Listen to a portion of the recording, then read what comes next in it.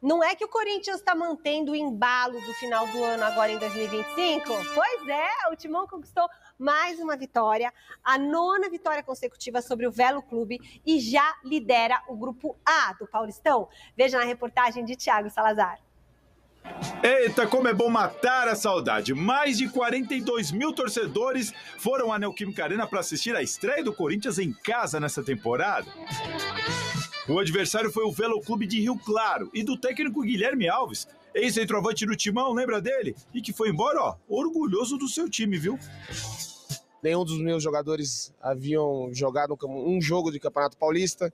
Então, assim, nós fizemos um jogo muito duro, muito duro. Nós tivemos 14 finalizações contra o Corinthians aqui na Arena, é bastante significante. E o Guilherme não exagerou, não. O problema do Velo é que o Igor Coronado bateu essa falta aí no cantinho e não contou com certa colaboração do goleiro Dalton. Gol que abriu o placar em Itaquera. Fico contente também de poder ajudar o time com o meu gol. Estou precisando de minutagem, então espero de conquistar meu espaço nesse início de ano aí. Antes do intervalo, a Fiel levou um sustinho. Matheus Zonelli vacilou na saída de bola, mas ele mesmo resolveu a parada ao pegar o chute de Danilo Amorim, cara a cara. No segundo tempo, tudo poderia ter ficado mais fácil depois desse pênalti aí pro Timão. Indiscutível, tal, porque o Rafael Ribeiro fez quase uma defesaça no chute do Carrilho, né? O Romero, agora capitão, logo pegou a bola. O Yuri encostou e pediu pra bater, mas não teve jeito não. E o camisa 9, ó, saiu muito pé da vida dali. Aí o pessoal, na maldade, já lembrou da entrevista do Romero no meio da semana, ó. Já falei que não ia dar um passe pra ele, não. Na arena ainda. Não. É, meu amigo, claro que o Romero tava brincando, mas com apenas 4 gols a mais que o Yuri na arena, o Paraguai não cedeu não. E perdeu o pênalti. Já viu, né? E não é que o Yuri deu aquela cutucada.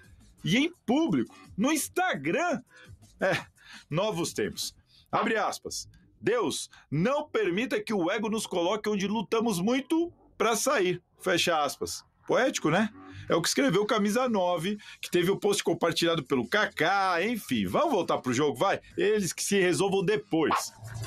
No campo, o Velo Clube partiu pro tudo ou nada. Começou a incomodar e chegou ao gol de empate com o Danilo Amorim de cabeça. Bom, tava todo mundo na expectativa para a estreia de Memphis Depay e ela aconteceu. Mas quem entrou junto com o Memphis foi Thales Magno, que de novo foi às redes e hoje resolveu pro Timão aqui em Itaquera. E o gol foi bonito, viu? Pancada colocada de fora da área, sem chance pro Dalton. Gol da vitória, o segundo de Thales em 2 jogos. Olho nele, hein? Quanto mais dor de cabeça pro treinador a gente passar, mais importante vai ser o crescimento do elenco, crescimento individual de cada jogador, porque todos querem jogar, todos querem ter essa disputa. 2-1, placar magro e poderia ter sido melhor. Só o Memphis Depay perdeu 3 oportunidades de gol, uma delas claríssima, cara a cara. E ainda teve uma com o Pedro Raul. Mas quem que liga? Vitória do Corinthians, mais uma. Timão 100% no Paulistão, rodando elenco e tudo mais. Tudo do jeito que a Fiel gosta.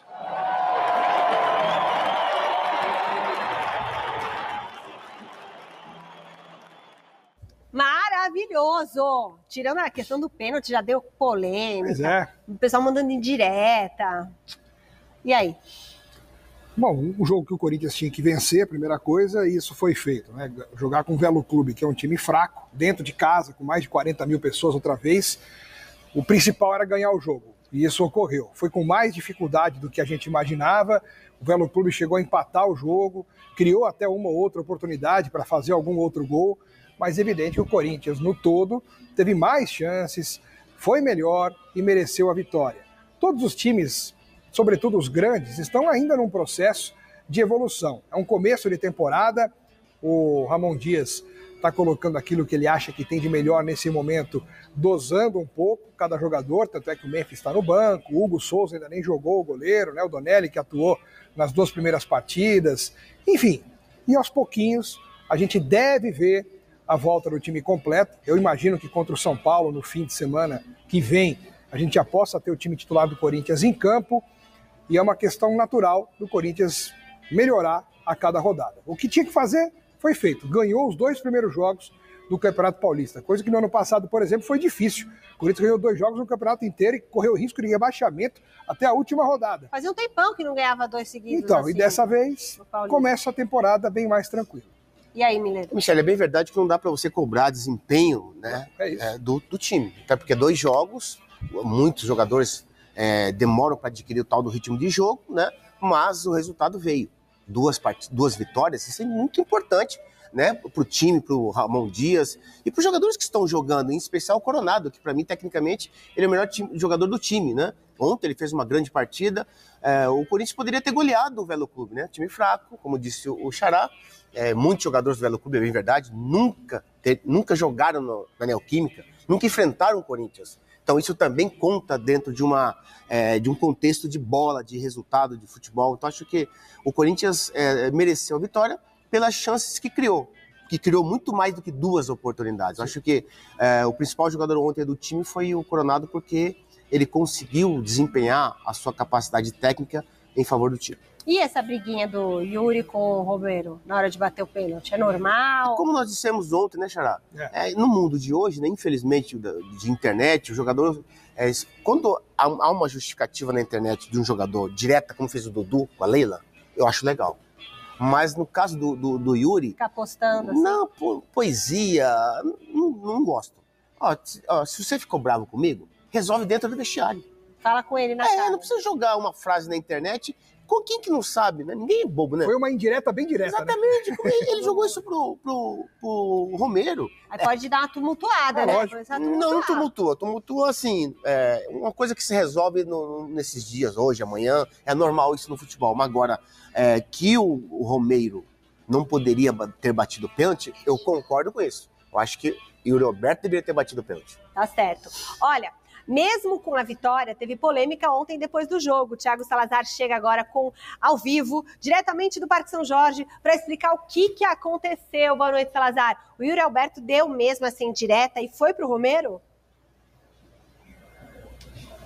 Pelo jeito foi, viu, Michele? Boa noite para você, para todo mundo que está acompanhando o Gazeta Esportiva. Bem-vinda de volta. Antes da gente falar sobre isso, vamos explicar para o pessoal aqui onde é que a gente está. O meu Melchior Brito vai mostrar para vocês.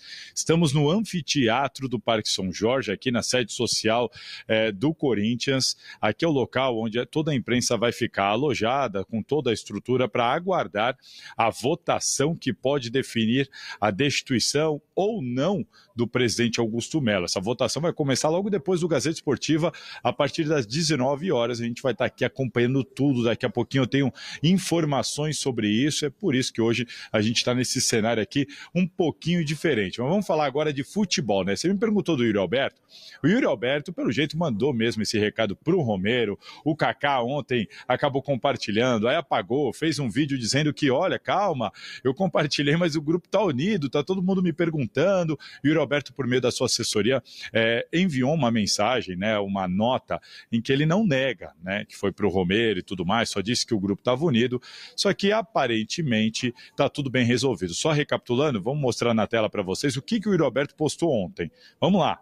Deus não permita que o ego nos coloque onde lutamos muito para sair. Essa foi a postagem do Yuri Alberto ontem. O Emiliano, inclusive, foi questionado na entrevista coletiva, foi pego de surpresa, não sabia, não tinha visto, falou que no vestiário estava tudo certo. E aí hoje, para encerrar com qualquer polêmica, o Igor Coronado postou essa foto aí nos stories do Instagram dele. Tá o Coronado e o Romero e o Yuri Alberto ali abraçados no CT Joaquim Grava, ao lado do Carrilho, do filho do Félix Torres, enfim, tá tudo certo, né? Acho que essa foto aí mostra que tá tudo certo entre Romero e Yuri Alberto. Claro, tá muito claro que também tem um pouquinho de apuração da gente dos bastidores. E o que aconteceu foi que o Yuri Alberto queria ter batido, ficou muito pé da vida mesmo, não gostou de não ter batido o pênalti, ficou aquele climão, acabou indo para as redes sociais, mas já tá tudo resolvido. E vamos falar agora do clássico que o Alex Miller tocou aí, será que o Corinthians vai ter força máxima no clássico? Porque qual que é a sequência do Corinthians? O Corinthians venceu as 2 primeiras rodadas. A próxima, 7h30 da noite, nessa quarta-feira, vai pegar o Água Santa na Neoquímica Arena. E no domingo seguinte, né, na semana aí que vem, o Corinthians vai visitar o São Paulo no Morumbi. O Ramon já avisou, a estratégia é ter força máxima pela primeira vez na temporada, justamente no clássico contra o São Paulo, mas ele já também antecipou que o Rodrigo Garro está fora do clássico. Rodrigo Garro vai... Salazar, brigadão, daqui a pouquinho Miller e Alex Miller vão comentar sobre todas as informações que o Salazar trouxe, renovação do Maicon, o clima de paz no Corinthians e tudo mais. E aí, Alex Miller? Bom, pelo menos o clima reina paz, tá tudo ótimo. O capítulo final, que era o que faltava para acabar essa polêmica, ou começo de polêmica, já aconteceu. Essa postagem do Coronado, para mim, já foi um recado direto para falar que tá tudo bem, assim como a postagem do Yuri Alberto ontem foi um recado direto para mostrar que ele estava pé da vida, como disse o Thiago Salazar. E a renovação do Maicon, acho que é importante, um jogador de qualidade, um empréstimo de 1 ano aí até o final desse ano, vai ficar tudo bem e o Corinthians ganha mais uma bela alternativa para o meio de campo, para o Ramon Dias trabalhar. E o Maicon, o que você achou, Miller? Grande jogador. Poxa, a melhor notícia para o Corinthians essa semana. Renovação do Maicon, ele é forte, ele é rápido, ele chuta bem de fora da área, né? Ele tem muita dinâmica. Ele, dali do meio, o Bidon tem mais habilidade que ele. Mas ele pro time, ele é mais dinâmico pro time. Porque ele é um jogador polivalente, sempre foi titular. Para mim, se ele entrando em forma, ele joga tranquilamente como titular absoluto no meio campo do Corinthians. E o Corinthians ele e o Garrido. Não ter o Garro pro jogo contra o São Paulo, no que isso impacta? Mas agora acho que não muito, né? Porque o Garro estaria também no mesmo nível dos demais, na parte física, técnica, tática, e ainda com esse lado emocional ainda contando. Acho que veio até a calhar esse tratamento que ele está fazendo para quando ele voltar, ele estar bem do problema clínico e estar melhor um pouco da questão emocional pelo que aconteceu no ano passado. Aí o Ramon Dias tem que usar a cabeça, né? Ele como ex-jogador, eu acho que ele vai fazer isso. O Garro vai ficar 1 mês e meio parado, já sabe disso. Muito bem. O que a gente estava falando, hein? Salazar direto! O Salazar tá lá no Corinthians, gente. Hoje tem a votação do bicho vai pegar isso, Michele? O bicho vai pegar. Se comer, o bicho pega. Se ficar, o bicho come. Tem a história toda. Meio Mato Grosso. Salazar, me conta uma coisa. Se dentro de campo o Corinthians é só alegria, é só felicidade, dos bastidores a gente não pode falar o mesmo, né? Hoje o Corinthians está vivendo um dos momentos mais tensos dos últimos anos. Finalmente vai acontecer aquela votação do impeachment. Bem no dia que eu voltei de férias, calhou de acontecer a votação do impeachment do presidente Augusto Melo. E aí, Salazar, conta pra gente como que isso funciona, quais que são os detalhes, se você já sabe do ambiente por aí. Essa votação é aquela dos conselheiros, aí depois que vai para os torcedores, para os sócios, é isso, Salazar? Conta tudo. Olha, Michele, é bom a gente aguardar, né? Porque da última vez, faltando 2 minutos para começar a votação, Augusto Melo chegou com uma liminar e conseguiu ali adiar essa votação. Então vamos aguardar. O presidente, inclusive, foi questionado ontem lá na Neoquímica Arena sobre isso, se ele vai judicializar, se ele ia tentar mais uma vez barrar aqui a votação. Ele cravou, garantiu que não. Inclusive disse, dei a ordem para deixar votar e acabar com isso logo.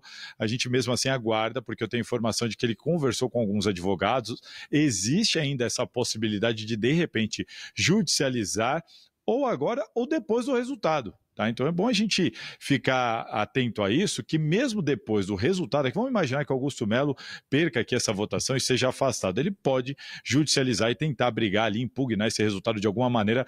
Tá muito claro que essa história não termina aqui hoje, viu, Michele? Mas antes de eu dar mais detalhes, vamos ouvir o Augusto Melo falando sobre essa votação de logo mais. Ele conversou com a gente ontem lá na Neoquímica Arena. Vamos ouvir.